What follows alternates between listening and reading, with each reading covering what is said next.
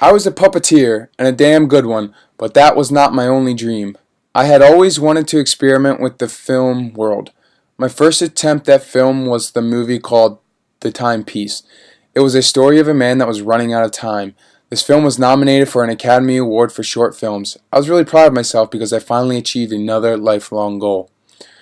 I then decided to try a feature-length film, The Dark Crystal. I used the techniques that we had been using for the Muppets, but a viewer would not be seeing Kermit, Miss Piggy, or any other well-known Muppet. The characters were unique to the movie and its story. The best thing looking back was that this film was done completely by hand. Everything the audience was going to see on the screen was created in the Creature Workshops. I will tell you that this was one project that took a village to create. I wrote the story, David Odell wrote the screenplay, Frank and I co-directed. It was a good thing we co-directed too because we both had characters in the movie. The Dark Crystal was a movie a long, long time in the making.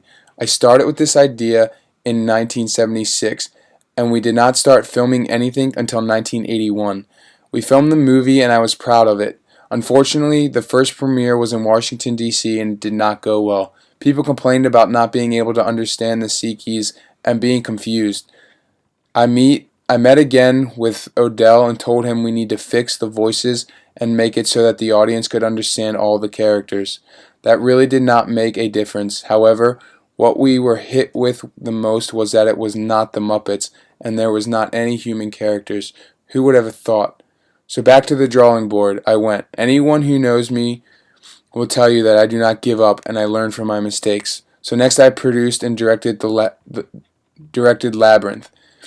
It was a mix of real people and Muppets. We had David Bowie and Jennifer Connelly starring in this 1986 film. This one was not a box office hit. The film cost around $25 million to make and it only made $12 million at the box office. Although it was not a huge hit, it did not get the backlash The Dark Crystal did. However, no one needs to be worried about Jim Henson and the Muppets Incorporated because all during these two movie productions, Muppet Inc. were creating Muppet movies like The Great Muppet Caper and The Muppets Go to the Movies, and they were quite successful keeping us in business as usual.